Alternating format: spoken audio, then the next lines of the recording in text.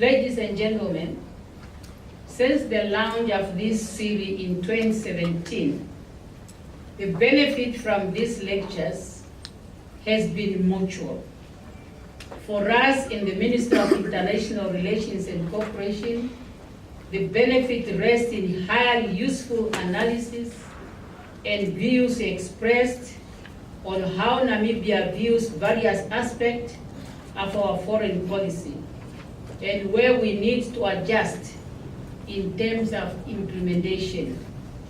At the same time, since this lecture series, we have been receiving so many queries, requests of information from both students, the private sector, and individuals on issues related to international relations. And that is the purpose of the lecture series, is to enable Namibians to participate in shaping and understanding our foreign policy. Today's discussion will be held under the theme, the impact of China-Africa relations on Namibia in the context of the Forum on China-Africa Cooperation, well known as FOCAC. The choice of this theme was informed by the last China-Africa Summit held last year in September in Beijing. And I have to apologize because we had planned to have this lecture last year, but unfortunately, due to other engagement in the ministry, it was not possible. May I also inform you the other topics that are going to follow include analysis of the Africa Agenda 2063 with particular reference to the flagship project which are to be implemented in the first 10 years. And then the next one after the Agenda 2063, it will be SADC industrialization policy. So you will see that we are starting with Africa and the outside, we come to Africa in general, and then we come to SADC. And then we can bring it now to our own developmental agenda and see how all these are complementing one another and how within our foreign policy we can implement them. As you know, foreign policy is the implementation of national policy.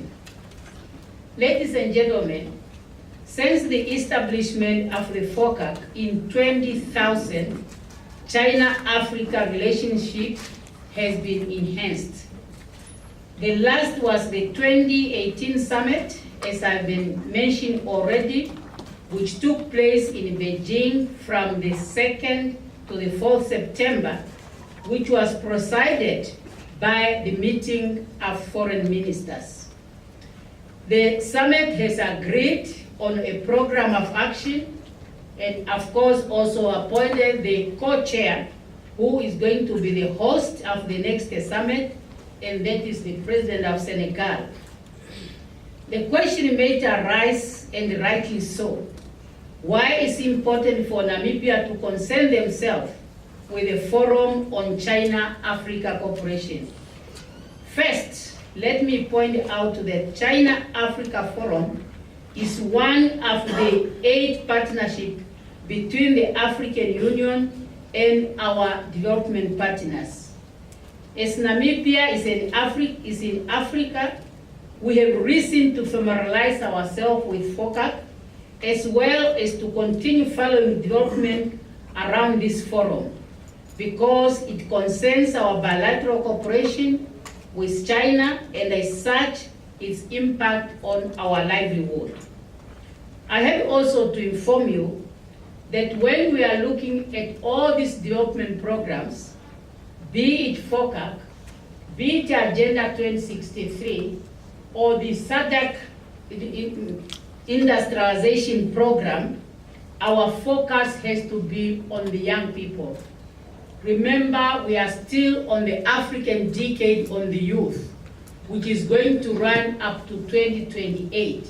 So that's why I really welcome the young people in this platform, because you have to follow this development, see how best you can benefit from it, see what program you can develop on your own, and then you conduct us to see how we can work together to enable our young people to benefit from these interactions between Namibia, other countries, and Africa as a continent.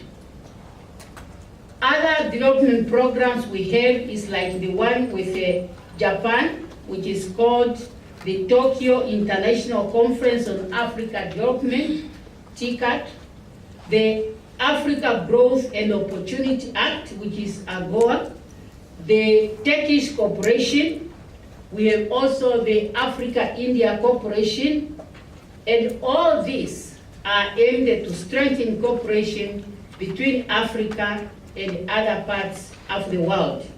We also have the Africa-EU as well as Africa-Russia. The Africa-Russia Summit is planned to take place on the 24th of October this year. The Indian Africa Summit had already taken place early last year.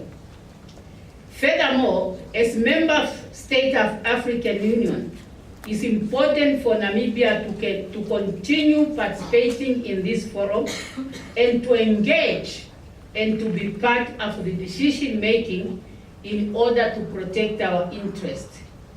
China is one of those countries whose bilateral relations with Namibia is developing, and it has come a long time. This evening, ladies and gentlemen, the discussions will focus on that particular theme. And at this point in time, I don't want to go into the details of the summit. We have experts here who have analyzed it, and they are going to inform us what are the main elements which are a result of the last FOCAC summit, and to what extent Namibia could benefit or Namibia could learn from it. Therefore, at this point, let me stress that we live in a world that is undergoing major and rapid development, transformation, and adjustment. It's therefore become imperative for countries to interconnect and create a win-win partnership in this global village. It is on these promises that we need to build a global community of a shared future for humanity, an inclusive world that enjoys durable peace and stability, inclusive prosperity through mutual respect, equity, justice, solidarity, and a win-win cooperation. And as your Minister of International Relations and Cooperation, when I'm engaging the international community, these are the principles that are guiding me, and I believe I have your support.